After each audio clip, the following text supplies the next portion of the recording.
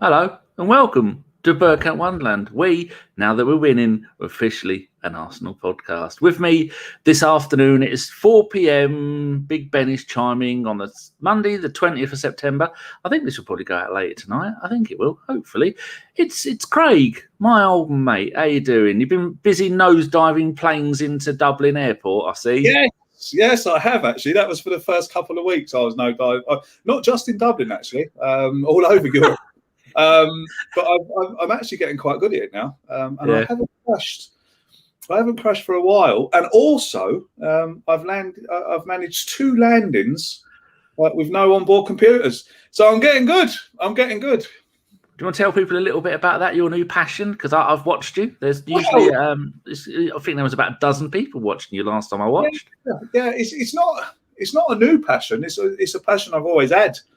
Really is aviation, and I was lucky enough to work at Cork Airport for a good number of years. So I used to do the marshalling in.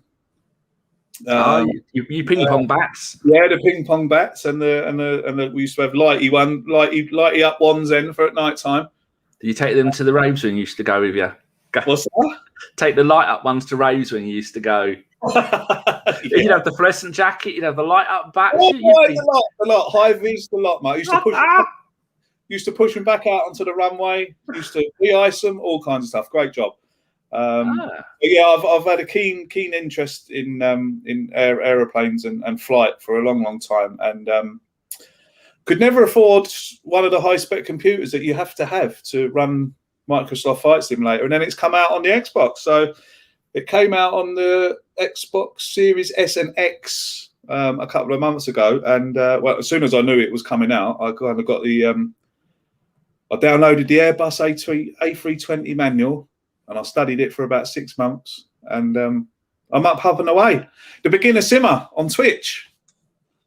There you go. I mean, to get 12 people watching you when you've only been doing it for a couple of months, we could go live now on Twitch, and I'd have 2 people watching. One will be Michael in Sweden, and the other one will be me. Yeah, I think I've got 40 followers. I think so.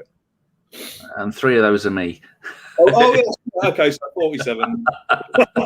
No, they all count. Every single one of them counts. I have a fascination with planes. When I was younger, we're not going to talk about planes all day, people, because a lot of people don't care about planes. I could tell you a 747, and the rest of them I have not a clue. Oh, I know a 380 as well, because that's got 4 engines. So is it a 380 or a 747? I can tell those 2. They're the only 2 I really look for. But years ago, my dad used to take us to all the air shows in Alconbury, and that was in the early 80s. I remember just enjoying the fact that I had cans with weird ring pulls and eating burgers. And then he took us to, I think it was Stansted or one of the airports around there, when the American plane landed. It had the shuttle on the back of it. Oh, great. Landed in England. So there's a picture of me standing by a fence with my brother sitting on the fence with that in the background. So there you go. That's my entire history. But we both watched Big Jet TV with Jerry. Oh, yeah, I love that. Oh. I first found that last year during the hurricane when planes were landing sideways. They're crabbing. I'd say the skills to be a pilot, mate, skills to pay the bills. Honestly, people think that they just sit there and let a computer fly it. But honestly, trust me, they don't. Very, very, very, very skilled profession. Let me tell you that. There's that airport where you have to come in like at a 90-degree angle, isn't there? In some island somewhere. That's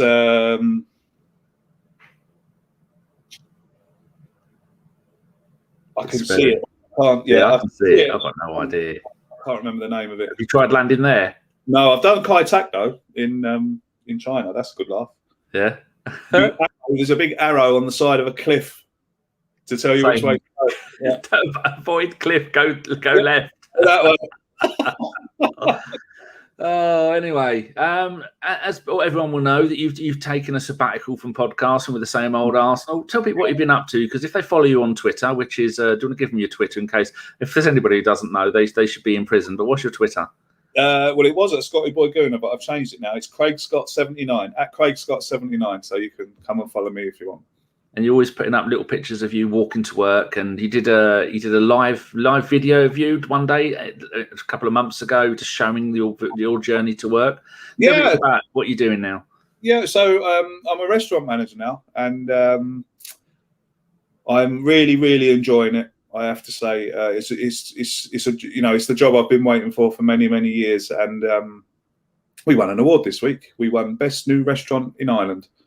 So we're all very chuffed. Thank you very much. We're all very chuffed. We're all very pleased. And of course, now when things like that start coming along, that's when the hard work starts. So we've got to try and keep up the standards and go forward. But no, I'm really, really enjoying it. The podcasting thing was, some might say, a rash decision, but a decision that I had to make for me. So I did. I suppose the decision was made a little bit easier by, Dan and Lee having their own thing. Graham gone back to AFTV. Harry's got his own podcast. So it's not as if like me stopping same old Arsenal was going to leave them, was going to leave them in the lurch. They've got their own little projects going on, and I wish them all the best. They're a great bunch of lads. You hear stories about people falling out and this, that, and the other. Not true. Not even in the slightest. None of us have fallen out. We're all still mates, and I wish them all the best. It's just that it's something for me personally. I wasn't enjoying it anymore, and I'm a great believer that if you're not enjoying something anymore, then it's best to get out of it. Whether that's anything in life, work, relationships, podcasts, whatever it is you're doing. If you're losing the passion for it and you're losing interest in it, then that's the time. It's the time to cut it free and let it go. Well, I said the boys have got their own projects going on, and they're going from strength to strength, all of them. So it's just something that I wanted to step away from. I understand that feeling, because podcasting can break you. Like with Jason and me falling out, that was all the Emery stuff and just got too much. And then at the end of last season, we were doing a preview show, the podcast, then we were doing the post-game show, then we were doing a loan watch, and then did about 17, 18 shows in 1 month. And I got towards the end of it, and no one else wanted to do any, because it's just the same stuff, monotonous, talking about the same old shit. But it's not, if it's the Invincible days, then maybe I'd have carried on. But now we're doing one podcast, one podcast a week. This Wednesday, it's a Thursday, it's Jeff Lord Raj, who's an official Lord now. So is Ellis. They've both bought a plot of land and they're now officially Lords. So it's Lord Raj, who you have to call him my Lord now, Jeff Arsenal and Craig and Chris, at the beginning of a K. That's on Thursday, because then they're going to talk about the Wimbledon game and the Burnley game. So I thought, got a space here.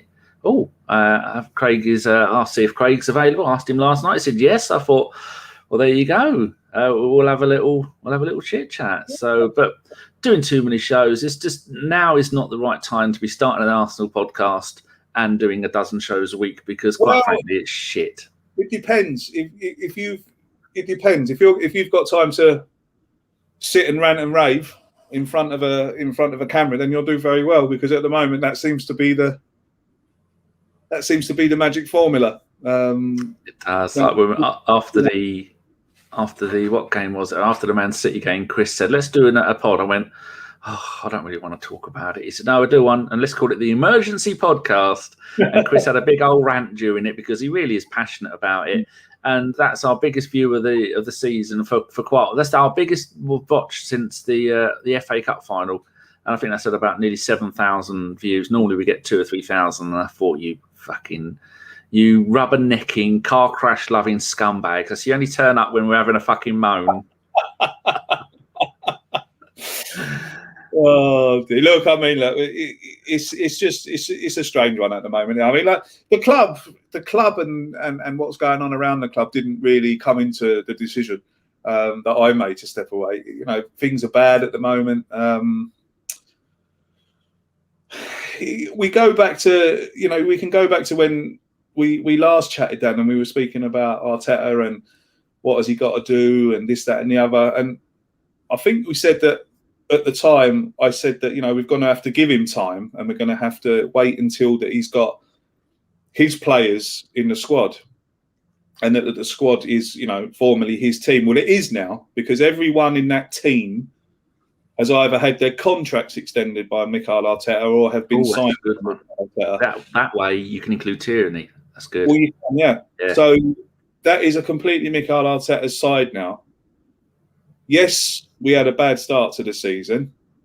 Yes, we've had 2 bad performances, but we've gained 6 points. If they play bad and win 1-0 every week and win the league, what do we do? Do we celebrate winning the league? Didn't you tweet the other day we're going to win the league? Yeah. Well, no, I only put that out as a bit of bait because I was bored. It was Sunday afternoon. That's unlike you. No one took it, which I'm quite disappointed about. I was, rubbing my hands together when I pressed tweet. Yeah. But no one took the bait. Well, they probably know me too well, really, that they knew I was baiting. I did get a couple of DMs though with crying faces on the emoji. They knew what I was up to. But if we win the league 1-0 and play bad. Sorry, if we win all our games 1-0 and win the league and play bad, what do we do? Do we sit down and celebrate winning the league, or do we sit down and celebrate? Do we sit down and, well, we won the league, but it wasn't really great, was it? Doesn't count, does it? Rather than having a gold one, we should have a shitty brown one. Yeah, do you know? And what upsets me the most is about the fan bases at the moment is that if we did go and win the league and we did win the rest of our games, scrappy 1-0s, instead of talking about winning the league, Arsenal media would all be about, is it Arteta? Is it time for him to go? Should he step down now? And this, that, and the other. And you can just imagine it. That would be the conversation. Very lucky Mikel Arteta wins the league. Perhaps it's time for him to settle down now and get Conte in, who's going to come to Arsenal and transform us with no budget. The same as, what's his name was going to as well from Juventus.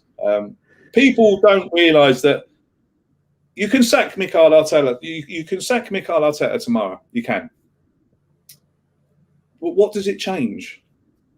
It's not going to change much. New manager comes in. We get a bit of a bounce off of a new manager, and it's a merry-go-round. It happened when Emery came.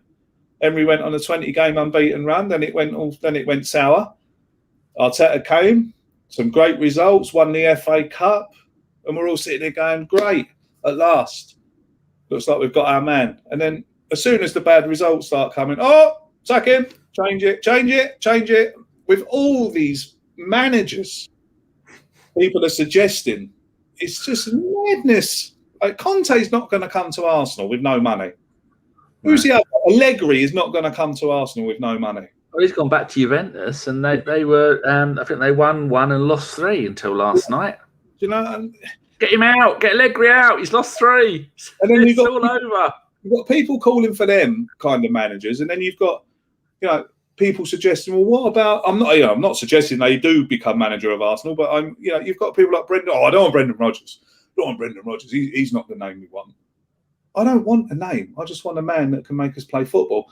And Brendan Rodgers can certainly make a team play football. And look at Leicester. They're in the Champions League. What does it matter about what the manager's name is? Do you know?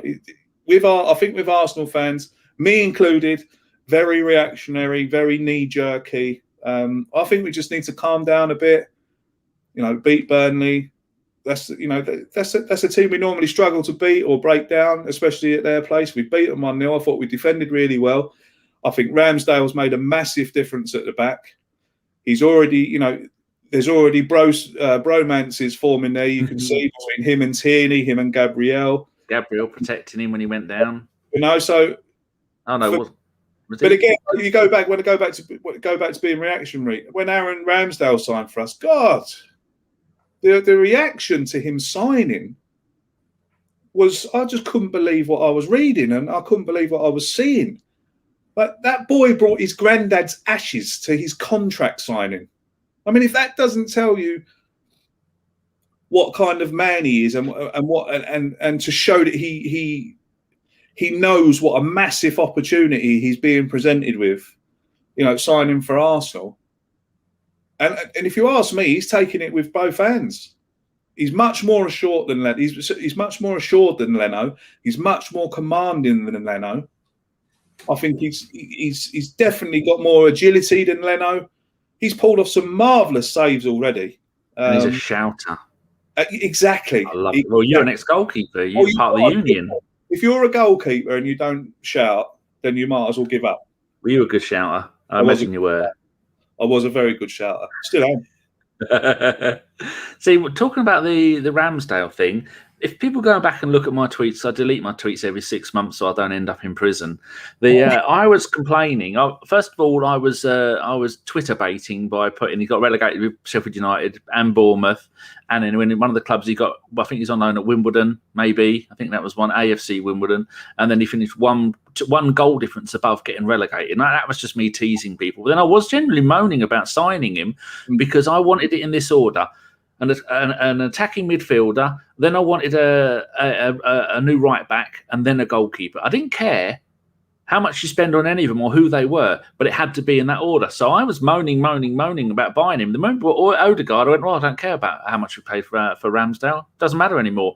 But what I didn't want to happen, I mean, who'd have thought we'd have gone and spent 140 million quid, being the team that spends the most amount of money on players' transfers in the entire bloody world? We wouldn't have thought that at the end of last season. Absolutely not. But I think with the spending, that I think he spent well, Dan. I mean, a lot of people very well. A lot of people say, "Oh, Ben White's rubbish. He's the new Mustafi and all that." Someone called him the Seaside Mustafi. Seaside Mustafi, which is actually quite is quite good. Brilliant. Like he's coming. Like he's a massive step up from Brighton, right? He's gone from Leeds to Brighton to Arsenal. It's a huge step up for Ramsdale. It's a huge step up for Ben White. You know, for Sambi, for Tavares, for Tomiyasu. Yeah, you know, it's massive step ups for these players. So we've got to give them time to bed in at Arsenal. You know, people are saying, "Oh, get Premier League proven players." You know, they should be allowed to play in the Premier League. That, you know, they shouldn't need time to settle. Of course they do. They need time to settle into the Arsenal way. They need time to settle being at Arsenal, the culture around the club, what it means to be, you know, what it means to be an Arsenal player. You know, you've got to be taught to hate Tottenham. You know, there's all these things. You know, you just don't sign a player and he turns up and he starts doing the business. Which Ramsdale has, though. You're very lucky if they do. 3 games, 3 clean sheets. Well, they couldn't have wished for better. You know, I got asked a question the other day. Do you think it's Ramsdale's? What's the word I'm looking for? Presence. Ramsdale's presence to the defence when they're playing it. They're more confident because they know that they've got a goalkeeper like Aaron Ramsdale behind them that will guide them and shout them and, you know, tell them man on, or, you know, this, that and the other. So I think that's got a lot to do with it. I really do. I'm actually quite impressed by, is it Tavares as well, the left back? You know, he looks, you know, someone who can definitely develop into a good player. The Lokonga lad in the middle, well, I think, how much did we pay for him? Something stupid. 15 million, but he was Anderlecht captain at 21. Yeah, and made his Belgium debut a couple of weeks ago. I mean, you know, how many people buy a Belgian international for 15 million?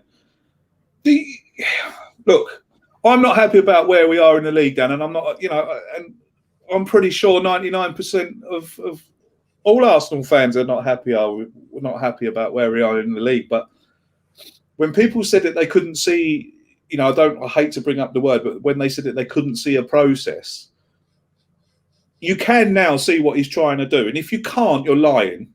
People go, I can't see it. Well, then you're lying, because everyone can see what he's trying to do. He's trying to bring in young, hungry, international players that he can work with and that he can work with over time to bring them through together. I mean, he has the bones of a very good squad there. And I always say, I've been saying recently, that if he fails, the next manager is going to come in and go, "Oh, I like these." Yeah, exactly. Mould each and every one of them. Yeah, and there's not a player there that people are saying, you know, that they're not first teamers. Well, they are first teamers, because if he thinks, if Mikel Arteta thinks that they're good enough and that he wants them, then we have to sit back and say, right, okay, then, you know, we're going to have to trust him, or at least give him a chance with these players. You know, we can't keep banging the Arteta out drum. We've now got to see what he can do with these players. And if we come, January, February, and we're wallowing down again, 15th, 16th, then we have this conversation again, and it's probably different.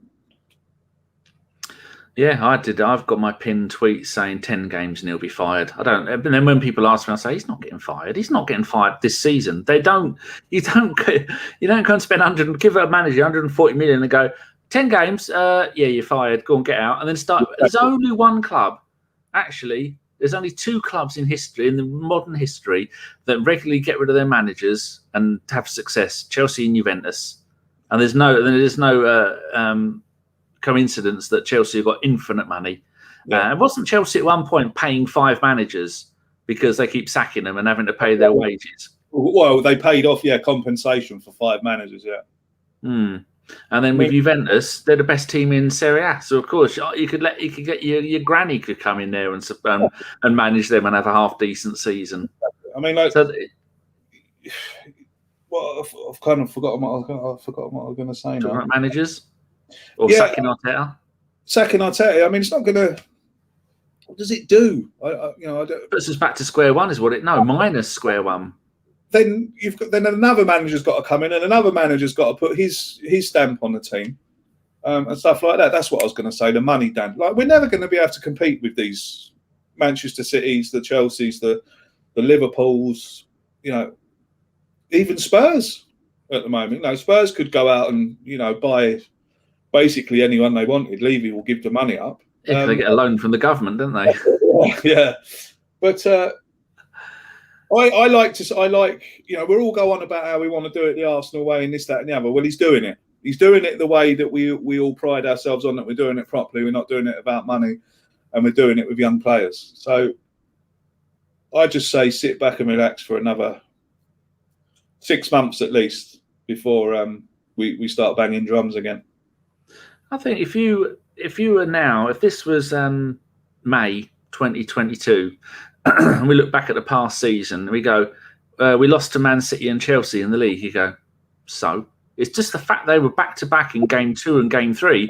Everyone's shitting the bed and going, "Oh, this isn't good enough." The Brentford loss, that was the only bad result we've had this season. Well, do you know what I say about the Brentford loss? And it's not an excuse, because we were poor that night. Okay, we were very, very poor and didn't look like we were ready, and it showed on the pitch. But when you take a step back and I look at it like this, we were playing Brentford, right? Their first ever game in the Premier League, their first ever game in their new stadium, and the first game of their Premier League lives was against the Arsenal at home.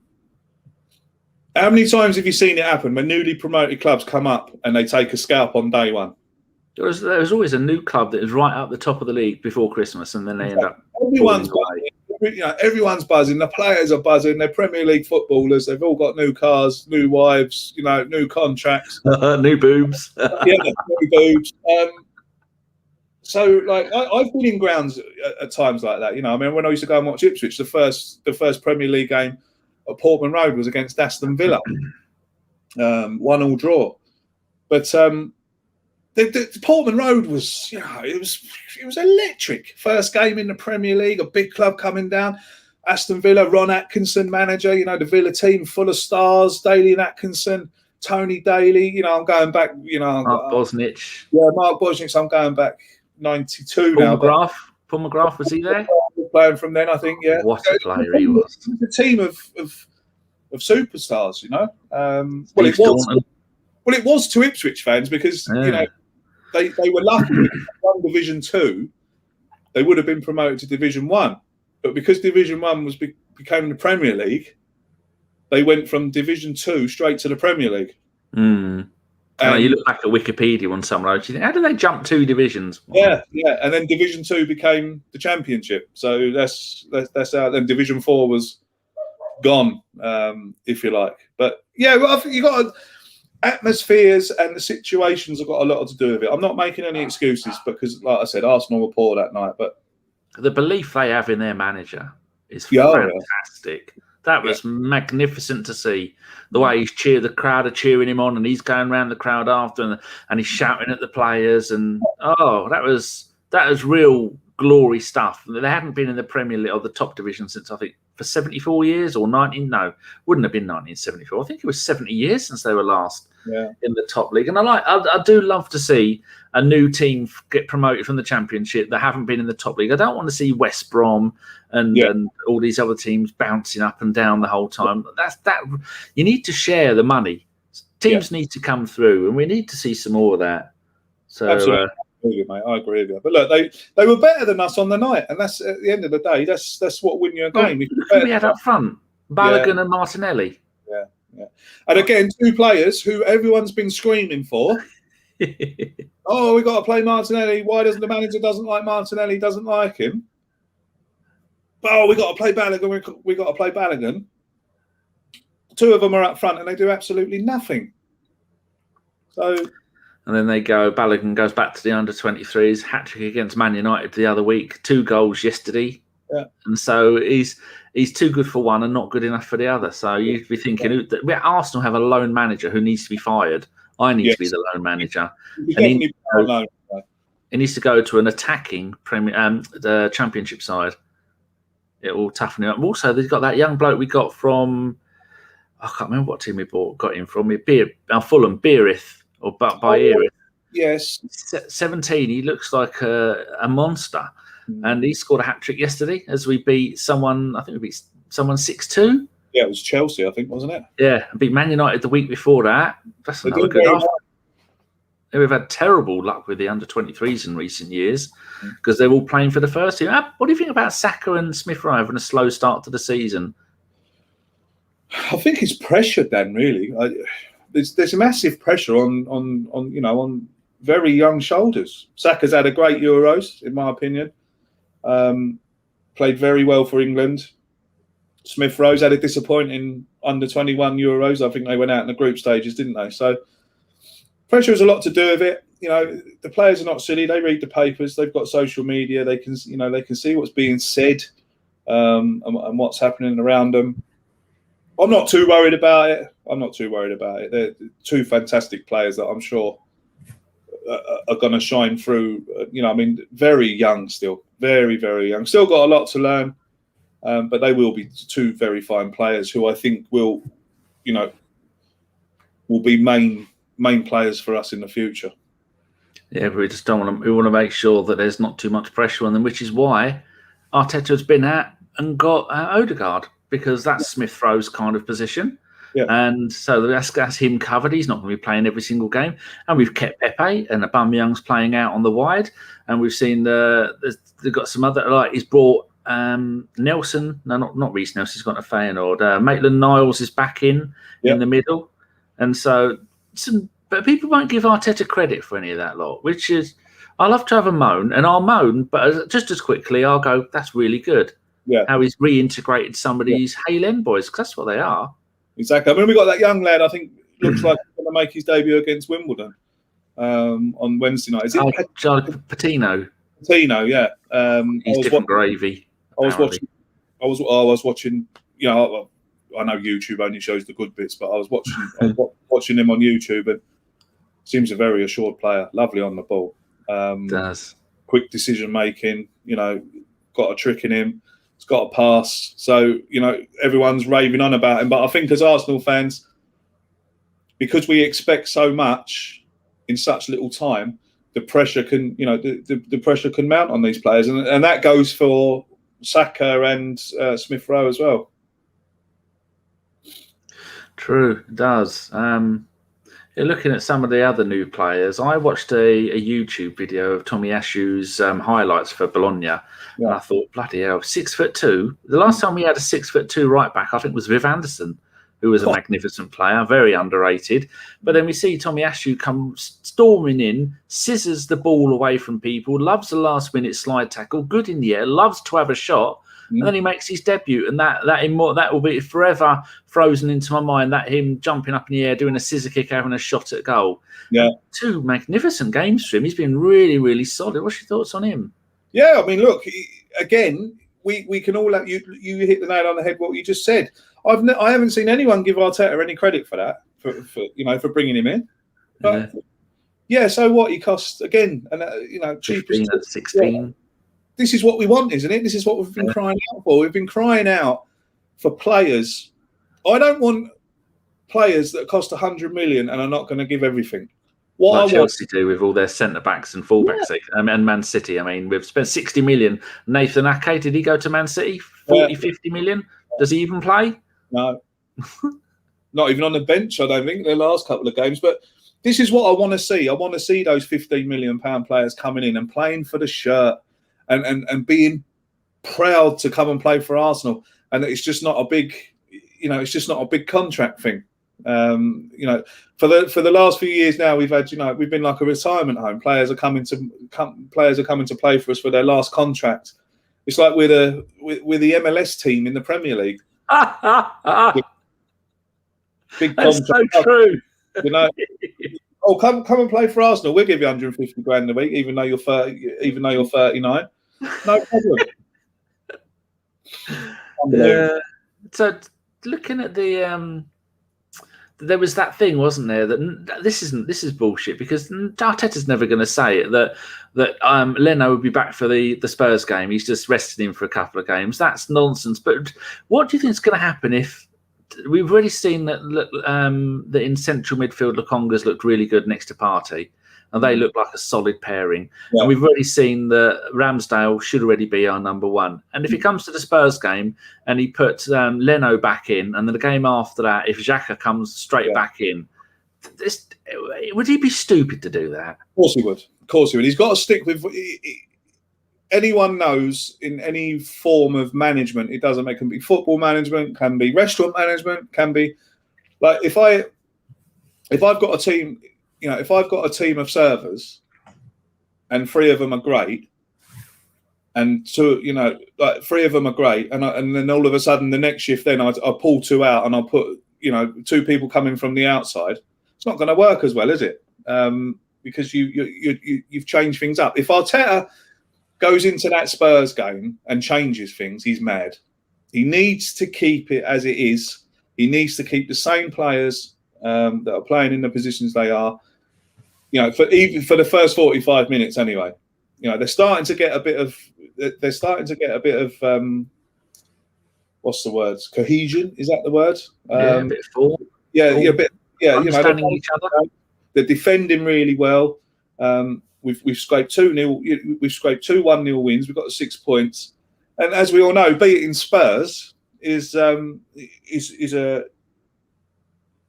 that we want to happen. If I've always said that, if we get relegated, as long as Spurs were below us, I wouldn't care. Do you know? It's the game we want to win. It's the game we want to win for the bragging rights. And when the fixture list comes out, that's the first 2 games I look for: Spurs at home and Spurs away. Yeah. And what game's on my birthday? Yeah, same. 10th of October. Yeah. Just looking at these, so we've had back-to-back 1-0 wins, back-to-back clean sheets. Wimbledon, who are you putting in goal for Wimbledon?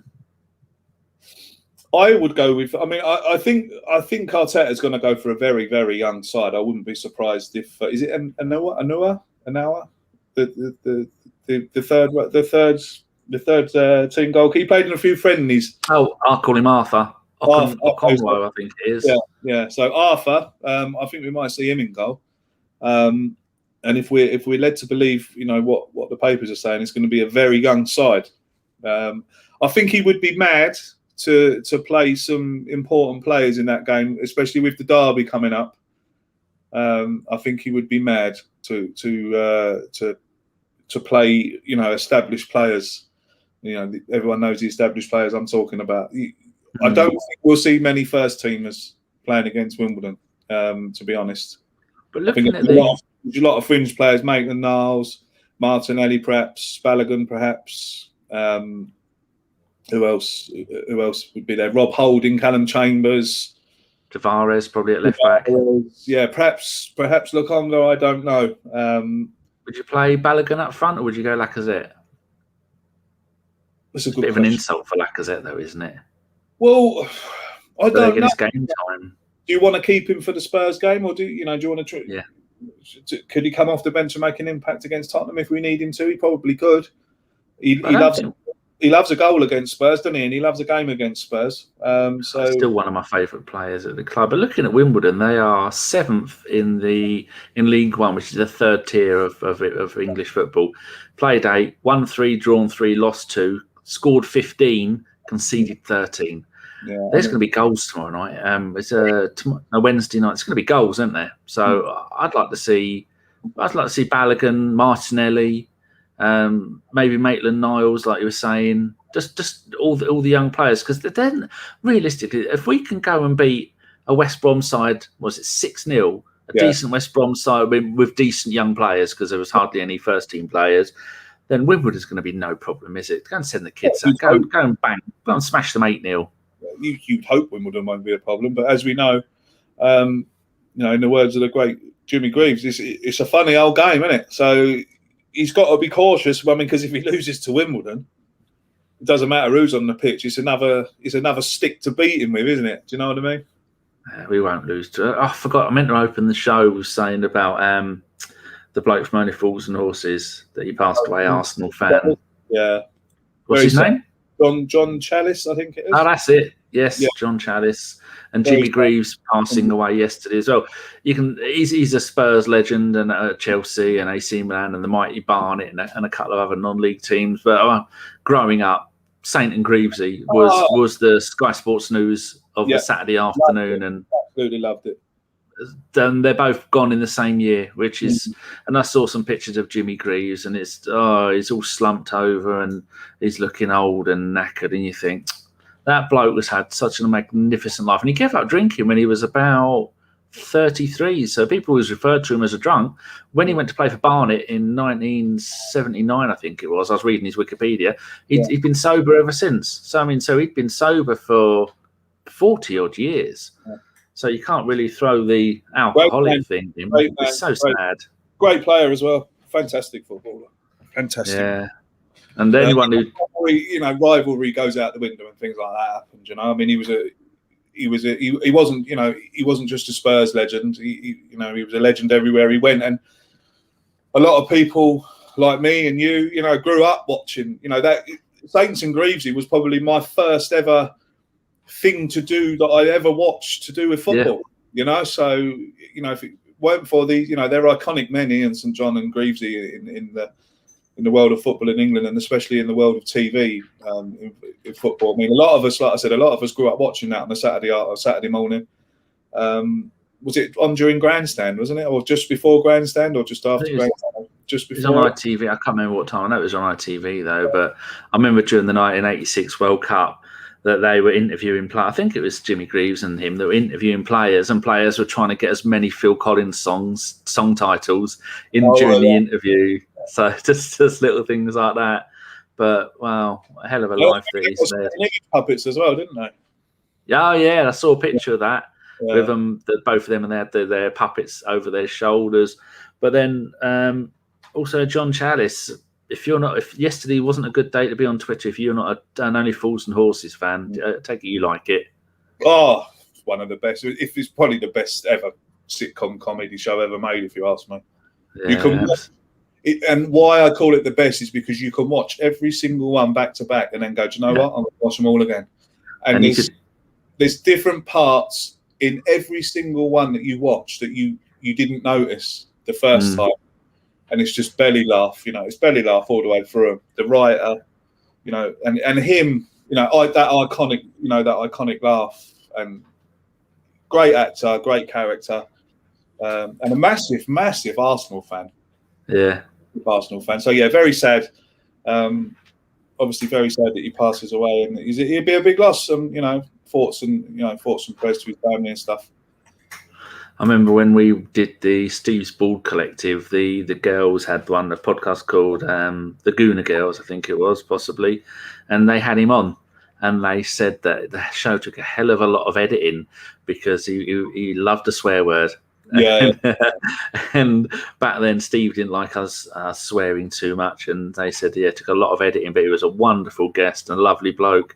And I heard on the radio, I was listening to Talk Radio earlier today, and Ian Collins was saying that there was a young West Ham supporting kid who was had terminal cancer, and he got 2 videos from famous people. One was from Ray Winston, a West Ham fan, and the other one was from John Chalice, who's an Arsenal fan. And you think that's lovely.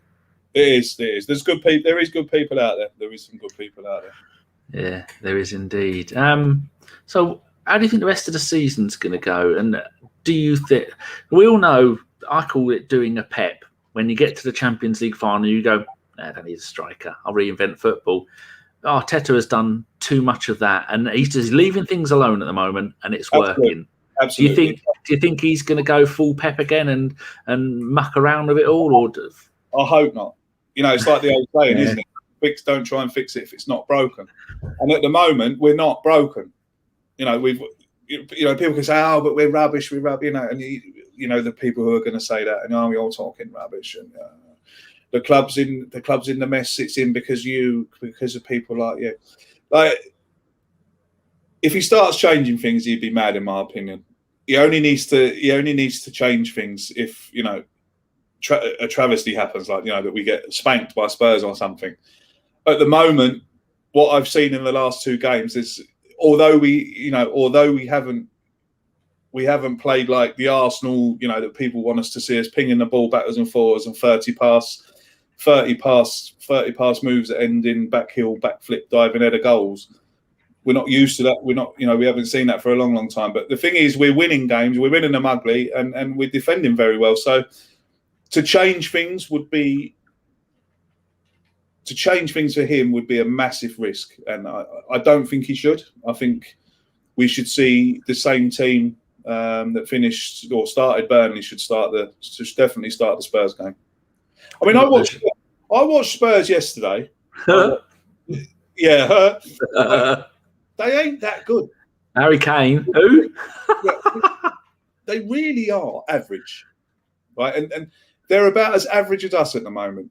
All right, they're higher than us in the league, but they're nothing special. Harry Kane, I've never seen a footballer look so disinterested at playing football in my life. I watched him. He's just got no interest whatsoever.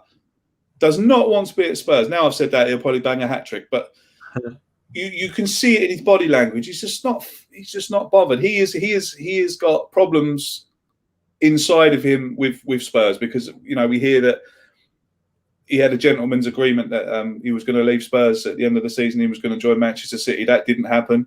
They splashed Daniel Levy. They've splashed 100 million on Jack Grealish instead. Looks like that might turn out to be a wonderful signing for Manchester City. I do like Jack Grealish. I think he's a fabulous footballer. He's a luxury player that you can only really have one at a club. Just coming into his prime, 26 years old. Yeah.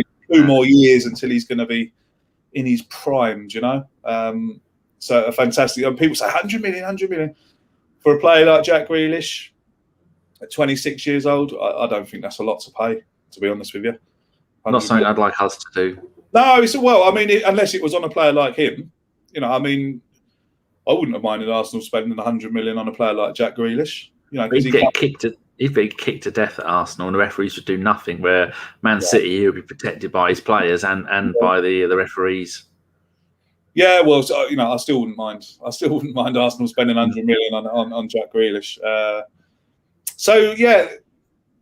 Season going forward, I think that I think we'll be all right, Dan, and I think we'll be up. I think we'll be up there. I think we'll be up there I reckon we'll be fighting it out for a 6th or a 5th place finish. I reckon. I think the top 4's still out of grasp.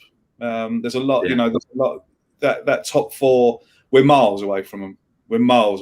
Manchester City, Liverpool, Man United, and Chelsea. They would be my top 4. But then you've got teams like Leicester. They're going to be in there. You've got teams like if David Moyes has another good season, West Ham are going to be up there. Teams like Brentford. Look at Brentford. Do we expect them to last? Do we expect them to stay up there? Who knows? Were you one that said you'll be glad to have a season without any European football? Because you look at Spurs, lost in the league, then I think they won in Europe, and then they lost in the league. Leicester lost in the league, drew in Europe, lost in the league. Yeah, it's going to be. I think we're already showing the positive signs of not having to play 3 games a week at the moment. Exactly. I mean, look what happens. How many games did we lose in the Premier League after coming back from Europe? Loads. It was a thing, wasn't it, for the last 20 years? Exactly. You used to look at the fixture list. Oh shit! Yeah, who are we playing after we've played bloody Ludogorets? Oh look, we've got Man United. Oh well, we've lost that one because we never win a game when we come back from Europe. So I'm not happy that it's not that I'm happy we're out of Europe. It's just that I think because let's be honest, I want to be honest with myself and say that, going into the Europa League, would we win the Europa League? Probably not. We're not going to win the Champions League. If money is the only thing that you're interested in, then going into a competition, then you probably shouldn't be in it. Do you know? I mean, look, we're not good enough to win Champions Leagues. We're not good enough to win Europa Leagues. That's been proven. I wouldn't say not good enough for the Europa League, not lucky enough, not well managed enough. I think we got the team. If we had a decent manager to win the Europa League with a little bit of luck, but I mean, to get to 1 final and 2 semi-finals in 4 seasons, was it? Oh, yeah, but I mean, what do you get, Dan? You don't get nothing for losing in the semi-final, and you get nothing for losing a final. So, yeah, to me, when I watch football, it's to win. We've been so lucky with what we've seen. Yeah, over the years, Arsenal, like we have been spoiled, and I've said this so many times, and I'll say it again, and I really believe it's true. Although winning the league unbeaten was great, it was, no one's probably going to see that again. I don't think, not in our lifetime anyway. Winning a division unbeaten, great. To be an Arsenal fan during that time was great. You could go to work and it's just, and it's not only that. During that period, you'd sit down on a Saturday afternoon and you'd think to yourself, how many are we going to win this by? It's not, are we going to win? It's how many are we going to win this by? And that feeling as a football supporter is, no stress, no anxiety. You're looking forward to every game. Plus Spurs was shit, and I think 20 games in a row they didn't win. Yeah, we always used to beat them, and it was quite boring and this, that, and the other. But the flip side of that is the expectancy. Yeah, we go and win the league unbeaten, and all of a sudden the whole fan base is expecting to. Gets heavy. Yeah, it gets more. It becomes more than just supporting Arsenal. Just supporting Arsenal will always be good enough for me. But this higher expectancy, this thing of we should or we have to, that's not football. We've no God-given right to be up the top of divisions. We've no God-given right for this player to come and play for us. People are saying, oh, we could have signed him, we could have signed him. There's obviously reasons why we haven't signed them, and there's obviously, and the players have their reasons as well. At the moment, I don't think Arsenal's a very attractive proposition for any top player in Europe. We're not in Europe. We're under new guidance of a new manager. We're at the wrong end of the league. We're not a good proposition for any top players at the moment. So I kind of lost my train of thought now. It's just something that we've just got to sit down and we've just got to sit back and question what it is we're actually doing here. It's like Dennis Bergkamp said, do you support a team because you love them, or do you support a team just because they win trophies? And for me, I support Arsenal because I love them. I'll support Arsenal if we're wherever we are, whatever league we're in. I'll always be an Arsenal supporter. But then winning the league unbeaten, and then this social media generation, of what we're doing now, and other people, the expectancy levels have risen, and it's just not. It's just not good. And I think that's got a lot to do with it. I really do. Very true. Just talking about how football can change. You look back at 2 weeks ago. Spurs were 9 points ahead of us. They were on +3 with our -7. So they were 10 goal difference ahead of us. We beat them 2-0 at the weekend. We go ahead of them in the league. So it's amazing. Go on. It's a great, it's a great thing what you just said there about how it can change.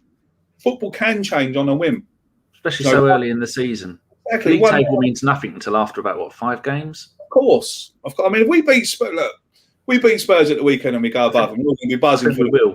We will beat them. I do too. I do too. I think we've got. Although we're Spurs are very average at the moment, and we're very average at the moment. I think we've got the hungrier players, Dan. That makes a massive, massive difference.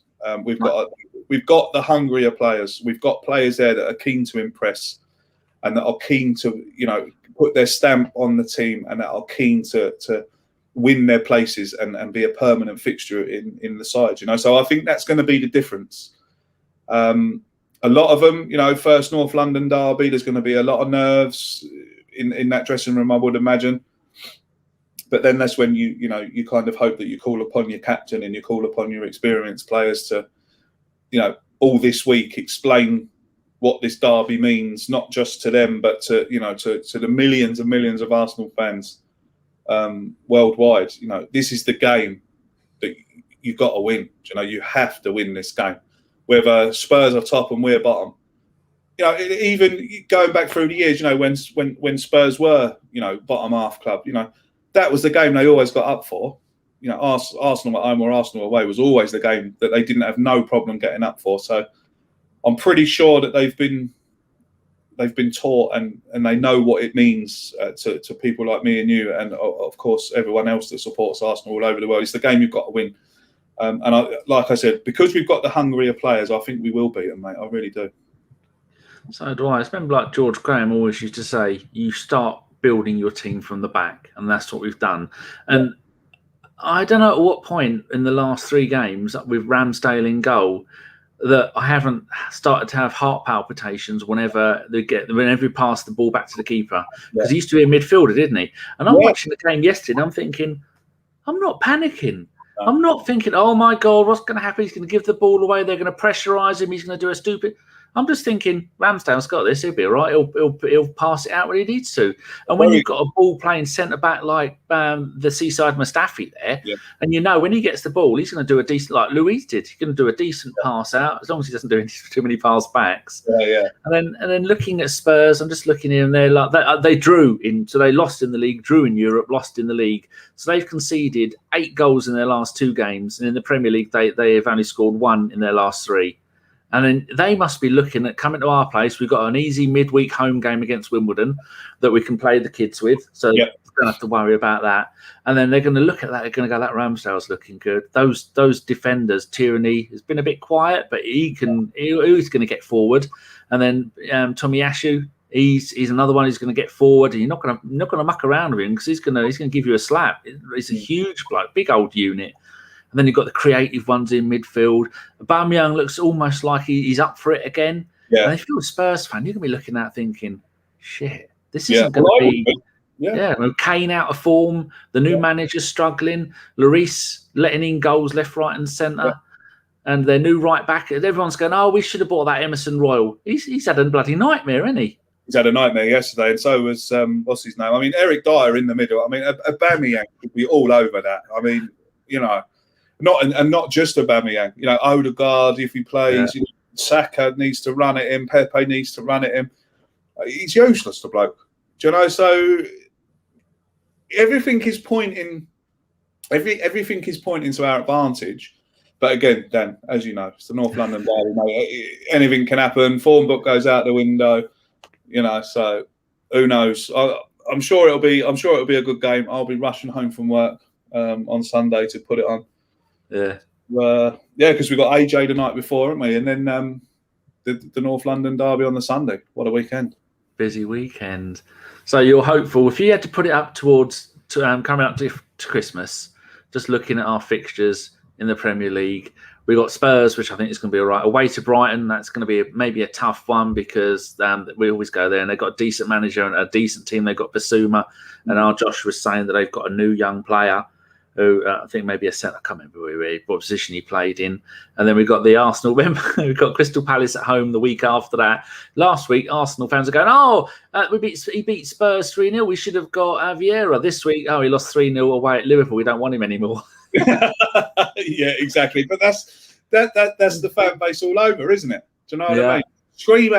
Scream, we want change, we want change, we want new players. Here you go, there's some new players. No, not them ones, they don't cost enough.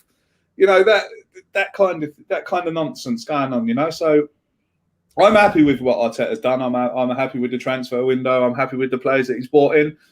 Now we have to sit down and do our jobs as supporters and support them. And like I said, 6 months' time, we'll have this conversation again and we'll see where we are. Hopefully doing well. But for most of last season, we're not creating chances. We were just, and then against Norwich, we create 30 chances. Yeah. 30 shots on goal. Yeah. So it's part of the process. First of all, you get the right players. Then you start playing better football. Aubameyang looks more interested. Odegaard looks sublime with everything that he does. And then we're creating more chances. Then the goals will start to come. I think we're just getting better as a team. I know the Arsenal fan base most of them aren't going to want to hear this. They want to hear, that's it, everyone needs to be fired. But of course. I mean, you know, you see tweets there and go, oh God, you know, we beat Burnley, I'm gutted. That means we've got to suffer another month. Do you know, what if he goes on a winning run for the month? What are you going to say then? What you can't say nothing to that, can you? You can't sit there and bloody hell, we got him for a month. You see, what I don't understand is like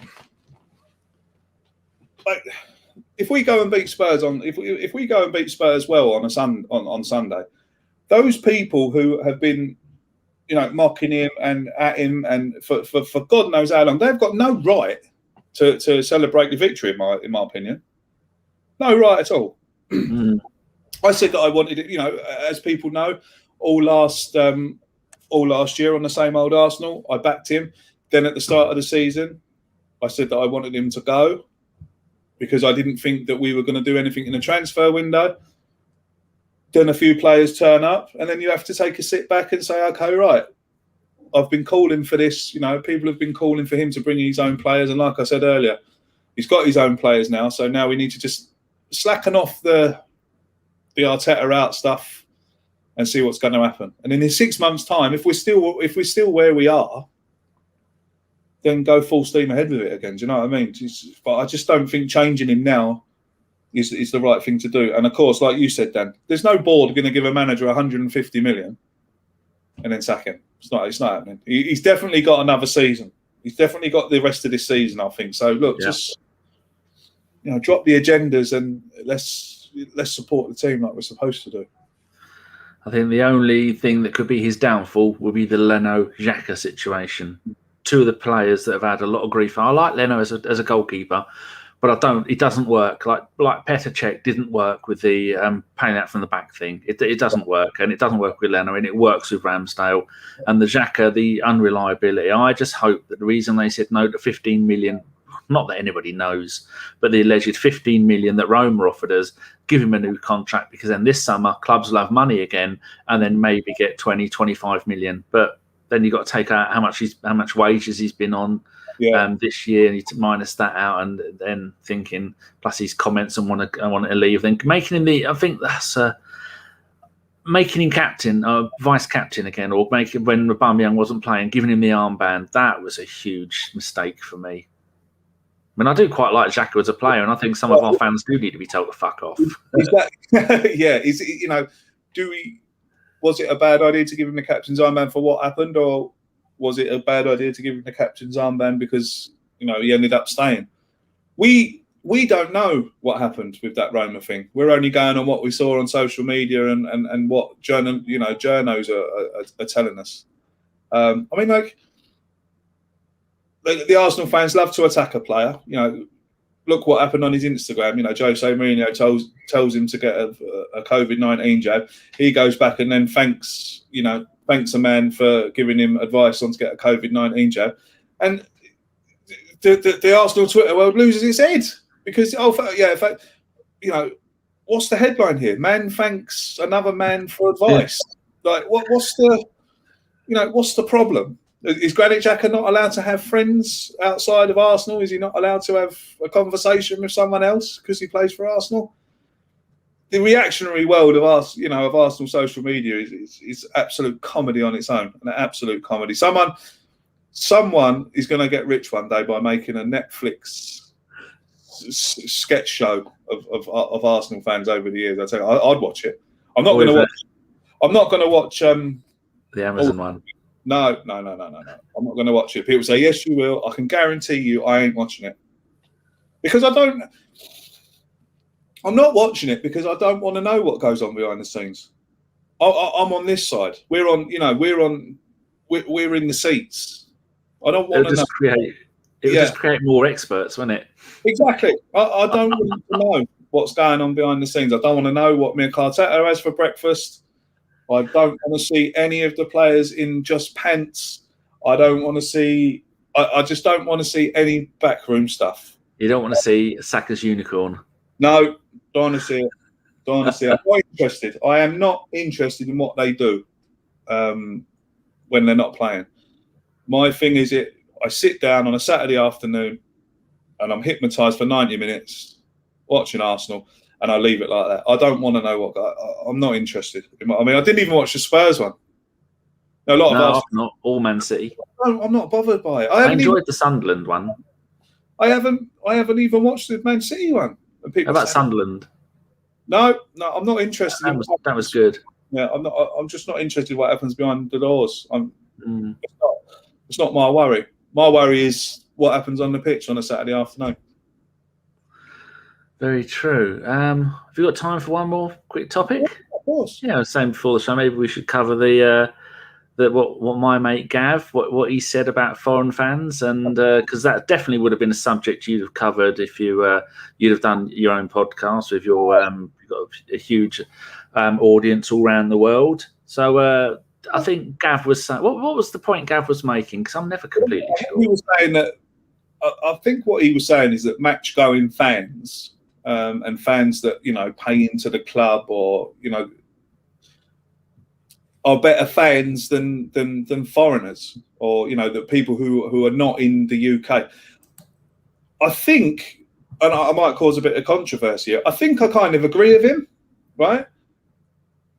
Because if you are a match-going fan, then and you pay money and you get your season ticket and you follow them home and away. Now, I don't, right? So I can honestly sit here and say, for example, we'll bring in Lee Judges, right? Lee goes home and away every week. So for me, Lee is a better football supporter than me. That's just a fact. Lee is a better Arsenal supporter than me. I think where Gav gets it, I think where Gav might have got it a little bit mixed up is they show more foreign fans, especially in countries with different time zones. Foreign fans are as dedicated as match-going fans. I mean, you've got people in America that get up at 3 or 4 o'clock in the morning to watch a game. All around the world, people are getting up at stupid o'clock. To watch us play. Well, it's all right for us. It's 12:30 here, or 3 o'clock in the afternoon, or whatever. But there's some places in the world where they have to get up at 3 or 4 o'clock. There's foreign fans all over the world that go to supporters clubs. They've got their own supporters club. So I think people might have taken him up wrong, or perhaps he might have wished that he worded it a bit better. I'm not too sure. I mean, I only know Gav from Twitter. He's a really nice bloke. Haven't had no problems with him. Any interactions I've had, and any interactions I've seen Gavin have with overseas fans has always been a positive. It's always been positive. And I don't believe for a second that he meant. I don't believe for a second that he meant that he actually believes that a match-going fan is, far superior to anyone else. I think he just meant that, like I said, I can agree with him. He's a better Arsenal fan than me because I sit here and watch him. Right? He gets up in the morning, he pays out money, he travels, he goes to the stadium, he gets in the stadium. he's in the ground, he's vocal, he's supporting them. So yes, in that sense, perhaps they are better supporters than us. They're more dedicated than definitely me, because I can't. I mean, I'm only an hour and a half away, and I can't be bothered to go.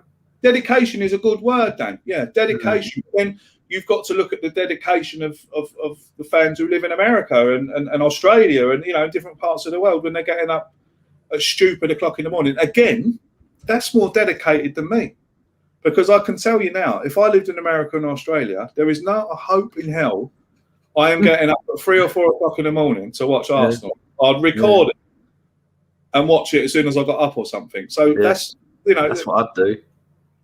People who support Arsenal around the world for me are as important as anyone. So just to close on it, are people, in my opinion, people who go to the games, personally, I believe, are better supporters than me. I can sit here and be honest and be open. Other people might say, well, they're not better than me because A, B, C, D, E, F. That's fine. If you've got a reason to believe that you're as good as any match-going fan, that's fine. Come out and say it. But for me personally, yes, I think that any match-going fan who goes home and away certainly is a better supporter than me. But would you say someone from, like someone from Ireland who went home and away was more dedicated than someone who lived in London who goes home and away? Or is that just taking it to more degrees that are unnecessary? Yeah, that's just adding another, that's adding another layer. Yeah, another layer. Any match-going supporter, whether you're flying in from Ireland, wherever. I mean, look at Tanner. Tanner flies in from America. Mike flies in from America. I mean, that is dedication on its own. I know they only do it once or twice a year, but that's mad dedication, And I wouldn't do that for any. I mean, I'm a Miami Dolphins fan. I could almost not be bothered to go and watch them yesterday. They lost 38-0. I think it was 38-0 at home to the Buffalo Bills. I've never been to see them. I don't own a Miami shirt. And if I was talking on Twitter and I said, "Oh, Dolphins lost 38-0," someone saying, "Well, you're a shit fan." I go, "Yeah, I am. I've never been. I'm never gonna go." Yeah. They don't get any money out of me. When Arsenal don't get any money out of me. I haven't even renewed my purple membership. No, they don't get any out of me either. But then Gav did say something that I didn't like. He said, unless you go to the games regularly, you shouldn't be running a podcast or doing blogs. Now, our mate, Canadian Jeff, OG, one of the most lovely human beings I've ever known in my life, and he smells good as well. He ran the ABW blogs for a few years, and I find that foreign fans, if they can't go to the games, they work harder at watching the games. I mean, like that crap, and the stats that he does, and the depths that they go to, and the analysis they have, and the knowledge they have about games. I've often found that foreign fans, people who aren't in the UK, because you could be American living in the UK and not bother going to Arsenal, or you could be an Englishman abroad and you could be really dedicated. But people who are outside of the UK who support Arsenal work so hard here. They give so much of their time, whether getting up early, buying all the kits, subscribing to stuff, doing their own shows. And I think they work, from my experience. We've had loads of people outside the UK, not going to say foreign fans, but outside the UK that have done stuff for us, and their dedication has been more than my dedication. Yeah. I mean, like I as an ex-Arsenal podcaster, I don't find offence. That makes me sad to hear that. You say those horrible words. I don't find any offence to that, and I still wouldn't have found any offence to it, even if I was still doing a podcast. That's just Gav's opinion. That if you don't go, then you shouldn't. You shouldn't be talking about it. Whether I agree with that opinion or not, I probably wouldn't. Well, you're one of the people that shouldn't be running an Arsenal podcast back then, because you're not in the UK. You don't go to games, so according to Gav, you shouldn't be doing them. But he did say he was drunk when he said that. I believe that he meant it. I've known Gav for at least a decade, and we're good mates. And he rings me for an hour or so once a month, or I ring him. And I think he was drunk. It was the anniversary of his mate passing, and rather than going, I shouldn't have said that. That's nonsense. Look at all. I mean, he's worked with brilliant people at ABW over the years. He's done best part of 100 podcasts with us, and ABW over the years have had loads of people outside of the UK doing shows with us. And I mean, our very own Steve. He lived in bloody Poland. Yeah. And he was magnificent at blogging and podcasting, and so I really don't think he meant it. But he dug a hole, and then he just made it worse. Yeah, he dug a hole, and then perhaps tried to dig himself out of it, and it didn't work. But I don't find it offensive, and I don't find you know people say, "Oh, you're one." It doesn't. If we all worried about what people thought, I have learned very quickly that when you're doing something like an Arsenal podcast or anything in media or even Twitter, it's easy not to just don't. If someone thinks if someone's got an opinion on you, just let them have it. I don't care. I don't care. There's loads of people out there that think I'm this or I'm that or I'm a. I don't want to say the words on here, but do I let that affect me? No, not anymore. I used to when I first started. I used to take it right to heart. But you think that about me? Yeah, great. You don't know me. Yeah. I've never met you. They wouldn't say it to your face. You wouldn't say it to my face. I've no loyalty to you. You think I'm a twat? Oh, fine. No problem. Don't talk to me then. If only more people on social media would have that opinion. I mean, I don't care. I mean, I've been on Twitter since 2009. How often do people see me have an argument? Someone's horrible to me. I send them do a Daniel Cowan, send them a picture of a kitten or of a goat. Yeah. A baby goat or something. And it's like, Gav's allowed his own opinion. And I kind of, even if whether he was drunk or not, right? It's obviously an opinion that's manifested itself inside of him because it's got to come from somewhere. Now, has got a bit of history about it all. Well, if that's his opinion, that's his opinion. Whether you choose to be offended by his opinion is on you. Like Ricky Gervais used to say, I tweet this, and then people go, well, I don't like that. Well, I didn't act you in it, did I? I don't walk down the high street and see an advert for guitar lessons and go up to it and go, but I don't want guitar lessons. Exactly. Unless I act you. Don't ignore it, you fucking idiot. Like you so many people have done it on Twitter and in the comment sections. I just don't. Well, I don't care, mate. I really, really don't care, Dan. And like I said, people's opinions are people's opinions, and why people got so irate about what he said, I don't understand it. To be honest, I wouldn't be a football fan in America if I saw that on Twitter, and I just why would you start? I don't know. Look, Gavin's opinions are his opinions. And I respect his opinions. If that's how he feels, then that's fine. People say that he's talking about you. You don't go to Arsenal games and you do a podcast. I couldn't give a shit that I shouldn't be doing a podcast just because I don't go to football. Is that going to stop you from doing a podcast? No. That's the attitude to have. Why get upset about it? Why get upset? Or why get upset on other people's behalf about it, I suppose. Yeah, I don't get upset about it. I don't get upset. I've learned that lesson very quickly in the last couple of years that if anyone wants advice, if you're thinking about starting a podcast, grow some thicker skin because you're going to get, whether you've got 20,000 subscribers, whether you've got 20 subscribers, you're going to get people that don't like you, and you can't please everyone, and that's from all walks of life. You can't please, you just can't please everyone, and some people are going to like you, some people are going to dislike you. Block and move on.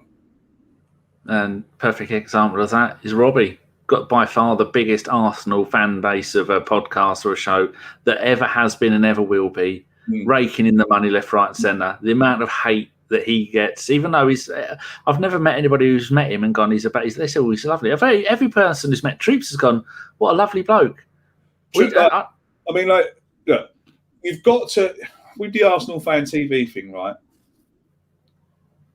I know that people think it's bad for the club, and you know that they're making money off the club and this, that, and the other. But my thoughts to that is, Dan, is just don't watch it then. Like, that's too logical for some people. Do you know, I don't watch Arsenal fan TV. Nor do I. I don't watch it. I used to. I admit that I used to. I used to watch it. But when I used to watch it, things were okay. But then when it, you know, when the Arsene Wenger out thing came along, and I have to admit, and you know, I'm a man that will always stand up and make and admit my mistakes. When I started podcasting, I fell into that trap of going along with what was fashionable at the time. Like, you know, while there's a Wenger out protest, what I should have done is we started a channel and made a channel about why he should stay. Well, you need to make when you hear an opinion, you automatically make an instant judgment on that opinion. I either agree or I don't. And then as you learn more, then you can adjust your opinion. I mean, I don't like it when I see like you know, like if I add troops on Twitter, someone will go, "Oh, what are you talking to him for? He's a fucking..." No, hang on a second. I have met troops, and like you have just said there now, I can honestly, hand on my heart, say that he is one of the nicest blokes I have ever met in my life. Okay, off the camera. He wasn't on camera, and there was no bright lights, and there was nothing to moan about, and there was nothing to shout about. He was one of the nicest blokes I've ever met. Same goes for DT. Same goes for Robbie, and Judges, and Claude, and, you know, Kenny Ken. They're all such nice people. But what we've got to, I don't think what people understand is that when they're going on Arsenal fan TV, right, they're high on emotion. They've just come out of a football match. It doesn't matter whether you're DT, troops, Judges. You're coming out of that ground and you're high on emotion. Now, whether you want to go and stand in front of a camera and release that emotion, that's up to you. But obviously, people who don't want to do it find it somewhat offensive that other people want to do it. Arsenal fan TV has been going on since time began, but it just hasn't been filmed. No, back in the day, we'd all go in the pub after a game, and you could stand in a pub and there'd be pockets of people standing around the pub shouting and ranting and fucking this and fucking that, and he's shit and he's crap and this, that, and the other. That's a very good point. My mate Adam, he'd come here and watch the football. He'd be one that'd be shouting and screaming, jumping out, going, "Fuck, you can't!" And I'd just be sitting there going, "Yeah," and he'd be screaming. No one went over to those groups of people in the pub and went, "Oh, you're bad for the club, you are. You're bad for the club because you think that he's shit and you're moaning all the time. Like, why don't you be on us? Just come in and have a drink." You know, Arsenal fan TV, it gets a lot of hate, but like I said, I've met Robbie, very, very nice guy. Gave me a massive opportunity when I first started doing all this. Working on AFTV for a couple of months, but what he's done is amazing. He's moaning about the. I mean, there's a couple of incidents when there are away games and drugged up fans. That was all. I'm not sure that was the wisest thing to do, but as a general, you don't see him on Twitter every day going "boo-hoo, poor me." No, and he gets so much hate from such a massive. And you're entitled to your opinion, but you're not going to go up to Nasty Nick from EastEnders or Dirty Den Watts, the actor, and go, "Oi, I hate you." You go, "Well, they're on screen. They're partly playing up to their part, and that's what they do." Yeah, I mean, like, what makes me laugh as well, Dan, is all this hate and all this thing that happens, right, on Twitter. All these people that, you know, have a go at them and they're going to do this and they're going to do that. They know where they are. They know where they're going to be. Yeah, go to a game. Nothing ever happens, does it? Like, I know the few incidents there outside the Emirates when a group of lads come and had a go at them and they cause a bit of a kerfuffle. But they see the odd chant as well. Yeah, that was. I mean, look, get out of our club. Get out of our club. Get out of our club. Now, that's expressing opinion. That's fine. I have no problem with that. You know, and Robbie, as the owner of Arsenal Fan TV, has got to try and blank that out, and I'm wishing sure he does. And what I said about growing a thicker skin, you know, Robbie must have a really, really thick skin, because I couldn't. You know, I don't think I would be able to handle that. All that grief. Yeah, I've got to give him big ups and big respect, because doing what he's doing, you know, we've all seen it. You know, I mean, I couldn't sleep at night. I couldn't, knowing that I was going to a ground in the next day, and that I'm going to go into a stand full of my own fans that hate me. I couldn't do it. It's true. Do you know? I couldn't do it. It's just not right, is it? It doesn't seem right that you would go into a stand full of fans and you all support the same team, but you're going to be quite weird. Quite aware of the situation, thinking someone could just go for me at any point. Yeah. But also all these people that don't like it. Let's say if you had a genie and the genie said, "Oh, I'm going to instantly set you up with an Arsenal organisation. You're going to get hundreds of millions of downloads every year. You're going to make £500,000 a year as a company. Would you want that? Yes or no?" I mean, who would turn that down? Yeah, I don't think. Yeah, a lot of people. You know, a lot of people say, "Oh, just to spite it." This legacy fan thing would be pathetic, in my opinion. But of course, you're going to take it. Of course, it's, you know, people. It's whether you put. I mean, Robbie started doing that when ABW started in 2012. Yeah. So he's put up with that for the best part of a decade. Yeah. I don't know if I'd go a decade of putting up with it. No, I know, but maybe a couple of years, then retire. I think what he's doing is great. Whether you like it or not is completely up to you. And again, I'm not going to get into an argument with anyone about Arsenal Fan TV. You know, it's like Marmite. You either like it or you don't. And what I don't understand is that the people who don't like Marmite still eat it. So, you know, why would you if you don't like it? So that's my thing. Look, I only found out the other day, my mate Sexy Frank, who I have known for 40 years, I didn't know he liked Marmite. He was on the phone. He was having Marmite on toast. Went, "Frank, I didn't know you like Marmite. I've got the new spicy Marmite in the kitchen, but it doesn't taste any different really. The chili one. Got to be loads of butter, Marmite on the top. It's heaven. And I like it on burnt crumpets, or really well done crumpets. You're a massive weirdo if you don't like Marmite. That's just it. There's no need for it, is there? And all these people that go and do YouTube channels about how much they hate Marmite, just don't eat it anymore. Then exactly. There you go. The analogy problem solved. The analogy is done. Don't like Marmite, don't fucking eat it. Simple as that. Stop tweeting Marmite and telling them how shit they are. Exactly. Yeah. Right, there you go. On that positive note, I think we should draw it to a close. Close this to a draw. End it. What's your predictions for Wimbledon? We're going to win, but the weekend, what do you reckon?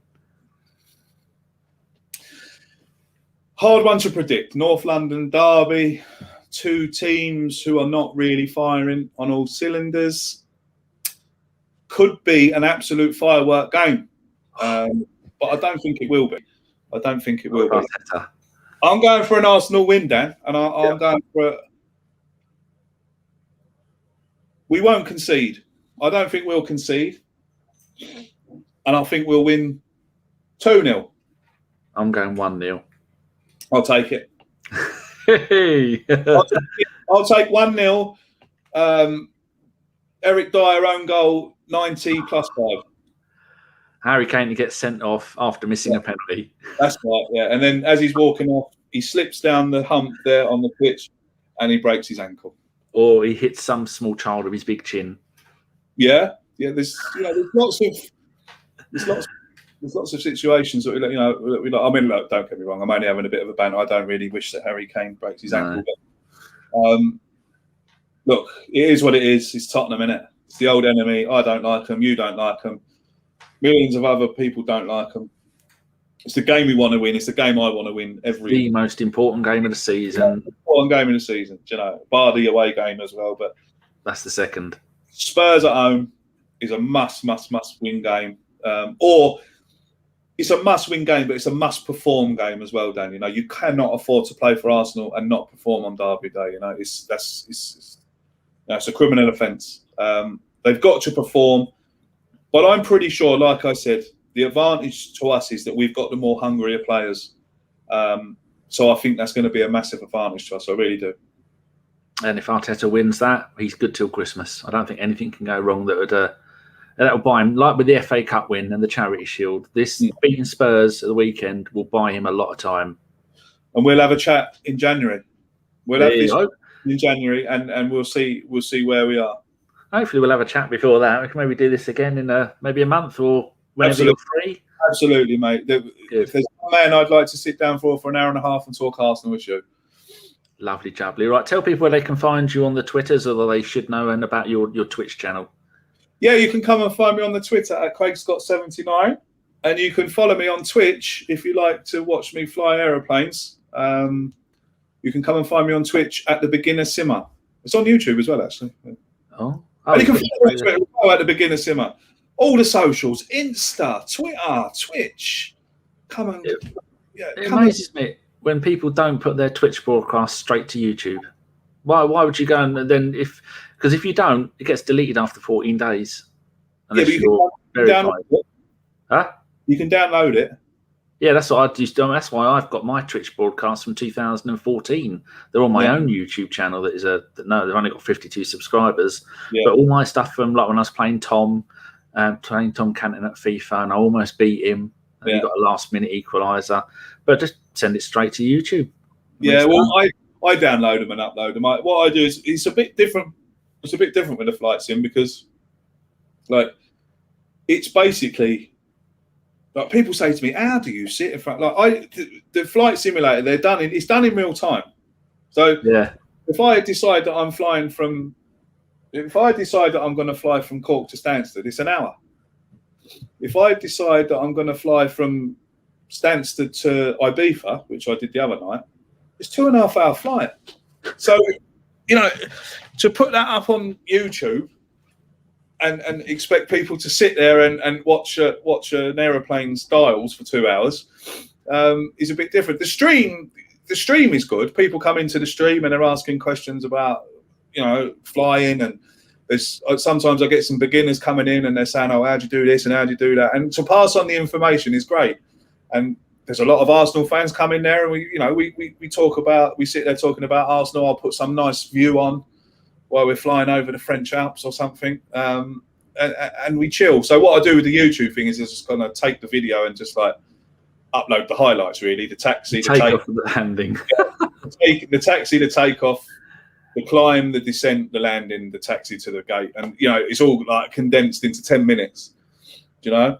Do you fly planes upside down? Does it allow you to do that? Oh yeah. I've done barrel rolls in Airbus A320s for the laugh, loop the loops, all that kind of stuff. Not on stream now, of course. No professional on stream. Yeah, that'd be very unprofessional. I'm not too sure. I watched a fella the other day on Twitch.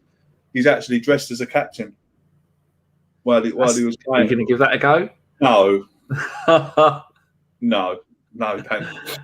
That's not the kind of thing I'd want to do. No. Okay. Well, there you go, people. That's been a decent hour and a half. If you want to find Craig flying planes, then you can go and watch him live on Twitch, and Twitch is really good. It is good. It's a great community. It should be the future of entertainment, because I have been using Twitch since 2012, and I spend maybe 6 or 7 hours a day, every single day, watching people on Twitch and just interacting with them. And it is a magnificent site. It's a great community. That people should be using more of, and it's easy. It's the same as logging into Twitter.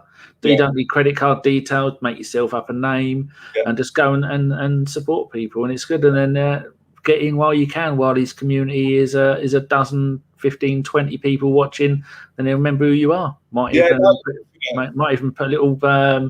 You can have a star next to people's names, is it? Or I don't know. I haven't got that far yet. Yeah, you can go and do that in the option. I'm only a beginner. Yes, right. Thank you very much for joining me today. This has been. I knew this was going to be good, and it was good. I hope people enjoy it. Well, if they don't, then don't invite me back. Oh, fuck them. On those wise words, and we will see you for a podcast on Thursday with Lord Raj, Jeff Arsenal, and Chris the Dirty Pirate.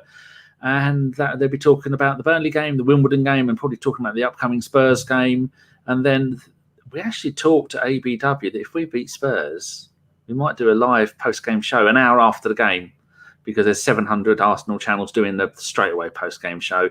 So we might wait till later that night and do a live show. It's only if we beat them, and if it's a good game, we might do. But don't hold us to that, because, I'm fucking lazy and can't be bothered with do anything. Even getting the camera out was, do I have to? Anyway, I'm yabbering on now, Craig. Thank you very much for joining me. It's been brilliant. No, absolute pleasure. I'll always come and talk to you, not just about the Arsenal, Dan. Yes. It's a pleasure to talk to you, mate. Cheers, mate. Right, and goodbye.